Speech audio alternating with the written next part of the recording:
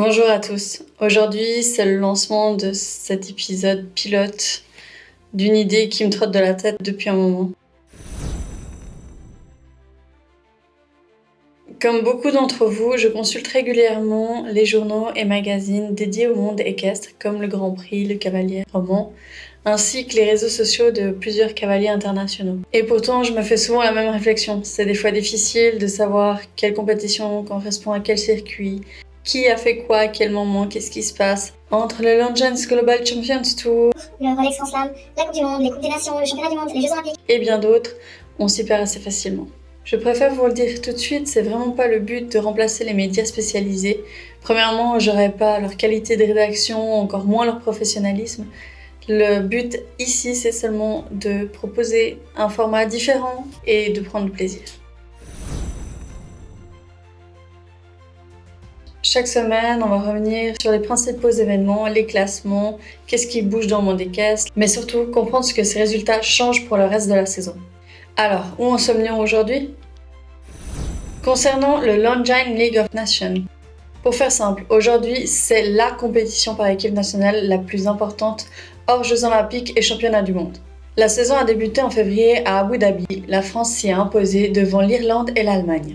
En mars, direction Ocala aux États-Unis, cette fois-ci l'Allemagne qui l'emporte avec notamment Richard Vogel, Christian Koekkoek et André Thiem. Voici le classement provisoire. En tête, nous avons l'Allemagne avec 190 points, ensuite la France 155 points, en bronze l'Irlande avec 150 points, puis dans l'ordre, le Brésil, la Grande-Bretagne, la Belgique, la Suisse, les Pays-Bas, l'Italie et les États-Unis d'Amérique. Ce qu'il faut retenir, l'Allemagne et la France apparaissent déjà comme deux nations les plus solides de ce début de saison. La prochaine étape sera à Rotterdam du 18 au 21 juin prochain. S'il existe un Graal dans le saut d'obstacles, c'est probablement le Rolex Grand Slam. Seuls 4 concours composent ce circuit. Ça a commencé avec The Dutch Master. Richard Vogel et United Touch S remportent le premier majeur de l'année, suivi par Thibaut Spitz et Peter De Vos. La suite s'est déroulée à Aix-la-Chapelle quelques semaines plus tard, et Richard Vogel a récidivé. Ce qu'il faut retenir, c'est que Richard Vogel a remporté les 2 derniers majors. Une victoire à Spruce Meadows lui permettrait de poursuivre sa série et d'entretenir le rêve d'un exploit que seul Scott Brash a réalisé jusqu'à présent. Donc rendez-vous du 9 au 13 septembre prochain pour en savoir plus à ce niveau. Viennent ensuite les Rolex Series. Les Rolex Series regroupent certains des concours les plus prestigieux du monde. Le premier grand rendez-vous de l'année était à Wellington. Le mythique Piazza di Siena a ensuite pris le relais. Ces concours attirent régulièrement les meilleurs cavaliers du monde et servent souvent de préparation au grand championnat. Le prochain aura lieu à la Baule, ce week-end-ci.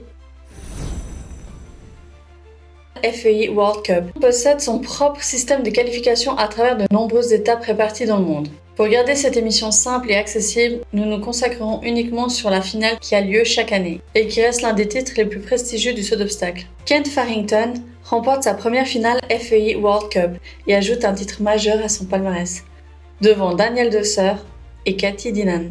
La prochaine finale aura lieu du 24 au 28 mars 2027 à Gothenburg en Suède. Le Longines Global Champions Tour est probablement le championnat individuel le plus suivi de l'année. Les premières étapes ont déjà eu lieu à Doha, Miami, Mexico, Shanghai, Madrid et le dernier en date, Cannes. C'est Abdel Saïd qui remporte cette épreuve, suivi par Michael Pender et Jane Frederick Meyer-Zimmermann. Simon Delestre conserve la tête du classement général malgré sa blessure à l'épaule survenue justement à Cannes. La prochaine étape est à Saint-Tropez également ce week-end. Et enfin, le grand objectif de cette saison 2026,